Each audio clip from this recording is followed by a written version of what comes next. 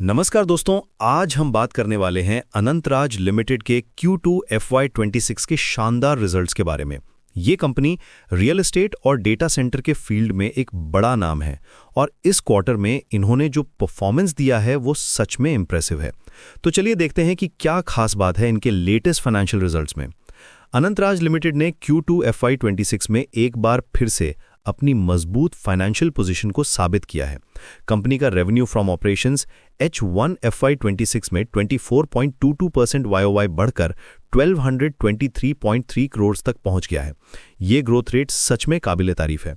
Q2 FY26 में PAT 30.079% YOY बढ़कर 138.18 करोड़ हो गया, जो कि 21.56% का पैट मार्जिन दर्शाता है।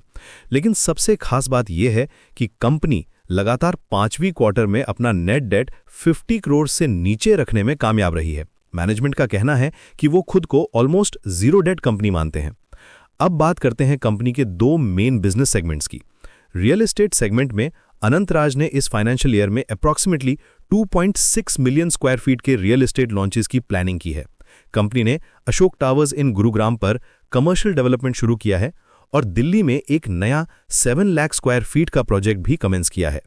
इंडिपेंडेंट फ्लोर और ग्रुप हाउसिंग ये दो अलग सेगमेंट्स हैं जो डिफरेंट मार्केट्स को टारगेट करते हैं, इसलिए ये एक दूसरे को कैनिबलाइज नहीं करेंगे।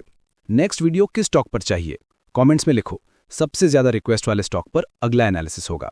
और ऐसे ही और डिटेल कंपनी एनालिसिस देखने के लिए चैनल को सब्सक्राइब जरूर करो। मिस मत करना, क्योंकि हर वीक कुछ नया आता है। डेटा सेंटर बिजनेस की बात करें तो यहां कंपनी ने सच में रिमार्केबल प्रोग्रेस दिखाया है। करंटली अनंतराज के पास 28 मेगावाट्स की डेटा सेंटर कैपेसिटी है, जिसे वो proudly Bharat built from soil to server कहते हैं। कंपनी का प्लान है कि दिसंबर 2026 तक इस कैपेसिटी को 63 मेगावाट्स तक बढ़ाया जाए और FY28 तक 117 मेगावाट्स तक पहुंचाया जाए। डेटा सेंटर बिजनेस का EBDT मार्जिन 75% है, जो कि बहुत ही अट्रैक्टिव है। Q2 FY26 में डेटा सेंटर रेवेन्यू 35.47 करोड़ था और H1 FY26 में 58.42 करोड़। कंपनी की एक और बड़ी अचीवमेंट है अशोक क्लाउड का लॉन्च, जो अक्टूबर 2024 में हुआ था। ये एक सॉवरेन क्लाउड प्लेटफॉर्म है जो B2B सेगमेंट को टारगेट करता है और मार्केट में इसे बहुत अच्छा रिस्पॉन्स मिल रहा है। मैनेजमेंट का कहना है कि इंडिया आज वर्ल्ड का 28% डेटा जनरेट करता है, लेकिन केवल 1% डेटा को हाउस करता है। डेटा लोकलाइजेशन की ग्रोइंग डिमांड को देखते हुए ये एक ह्यूज अपॉर्चुनिटी है। फाइनेंशियल स्ट्रेंथ की बात करें तो अनंतराज ने सक्सेसफुली INR 1100 करोड़ का QIP कंप्लीट किया है, जो उनके डेटा सेंटर एक्सपेंशन को फुली फंड करने के लिए काफी है। कंपनी अब नेट जीरो डेट कंपनी बन गई है और सरप्लस कैश पोजीशन में है। मैनेजमेंट का क्लियर स्टांस है कि वो अपने रियल एस्टेट बिजनेस को as low debt as possible रखना चाहते हैं। आपको क्या लगता है, ये स्टॉक लॉन्ग टर्म में चलेगा या सिर्फ शॉर्ट टर्म हाइप है? कमेंट करके बताओ। एनालिस्ट Q&A सेशन में कई इंटरेस्टिंग पॉइंट सामने आए। जब एनालिस्ट्स ने डिमांड के बारे में पूछा तो मैनेजमेंट ने बताया कि डिमांड एज ऑफ नाउ कोई चैलेंज नहीं है। सॉवरेन क्लाउड की नीश डिमांड है और कंपनी मार्केट के कंपैरिजन में ऑलमोस्ट 50% कॉस्ट पर ऑपरेट कर रही है। फिर भी मार्जिन्स प्रीटी गुड है। कोलोकेशन रेवेन्यू अप्रॉक्सीमेटली 90 लाख पर मेगावाट है, जबकि क्लाउड रेवेन्यू अप्रॉक्सीमेटली 12 करोड़ पर मेगावाट है। ये डिफरेंस क्लियरली दिखाता है कि क्लाउड बिजनेस में कितनी पोटेंशियल है। मैनेजमेंट ने यह भी बताया कि once you move from infrastructure as a service to platform as a service, revenues can double हो सकती हैं।